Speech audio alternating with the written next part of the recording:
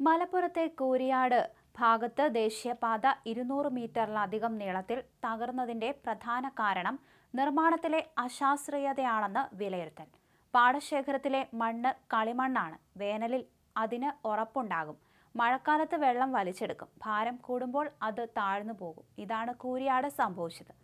കളിമണ്ണ് കലർന്ന പാടശേഖരത്തിൽ കൂടി അശാസ്ത്രീയമായ രീതിയിൽ മണ്ണിട്ടുയർത്തി നിർമ്മിച്ച റോഡ് മുഴുവൻ പുനർനിർമ്മിക്കേണ്ടി വരും.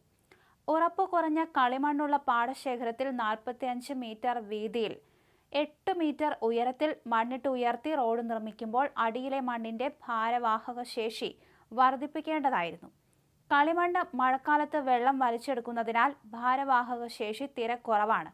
ഇത് തിരിച്ചറിയാൻ ബന്ധപ്പെട്ടവർക്കായില്ല. ഇതാണ് ദുരന്തത്തിന് കാരണമായത്. കളിമണ്ണിൽ 8 മീറ്റർ ഉയരത്തിൽ മണ്ണ്, 60 സെന്റിമീറ്റർ ഉയരത്തിൽ മെറ്റൽ, ഓടുന്ന വാഹനങ്ങളുടെ ഭാരം എന്നിവ വരുമ്പോൾ ഉണ്ടായ പ്രശ്നമാണ് റോഡ് തകരാൻ കാരണമെന്നാണ് വിലയിരുത്തൽ. വെള്ളക്കെട്ട് രൂപപ്പെടുന്ന വയലിലാണ് മണ്ണിട്ട് നികത്തിയത്. മണ്ണിന് നല്ല കനമുണ്ടാകും. ഒരു ചാക്ക് മണ്ണിന് 100 കിലോയോളം തൂക്കം വരും. ഇതോടൊപ്പം ധാരാളം മെറ്റലും മണ്ണിന് മുകളിൽ നിരത്തിയിട്ടുണ്ട്. ഭാരം കൂടുമ്പോൾ അടിയിലെ ചെളിമണ്ണ് താഴ്ന്നു പോവുകയും വശങ്ങളിലുള്ള ചുമരുകൾ പൊട്ടുകയും ചെയ്യും. ഇതാണ് സംഭവിച്ചത്. കളിമണ്ണ് ബലപ്പെടുത്തണമായിരുന്നു.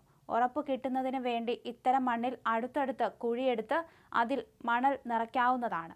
മണലും കളിമണ്ണും ചേർന്നാൽ ഉറപ്പുണ്ടാകും. കളിമണ്ണിന് മുകളിൽ മണലിട്ട് ഇടിച്ചുറപ്പിച്ചാലും റോഡ് താഴ്ന്നു പോകില്ല.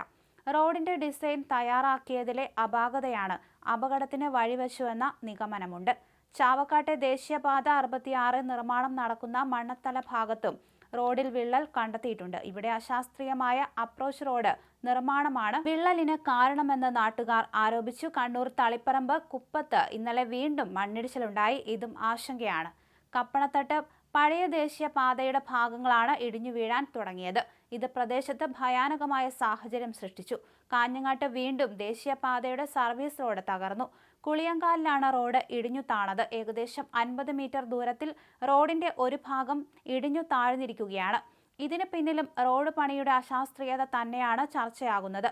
ദേശീയപാതയുടെ നിർമ്മാണ പ്രവർത്തനം കൂരിയാട്ടെ ഭൂപ്രകൃതിക്ക് അനുയോജ്യമല്ല നടന്നതെന്ന് നാട്ടുകാർ നിരന്തരം പരാതി ഉന്നയിച്ചിരുന്നു. ഇതാണ് അപകടത്തിന് കാരണമായതെന്ന് ഇവർ പറയുന്നു.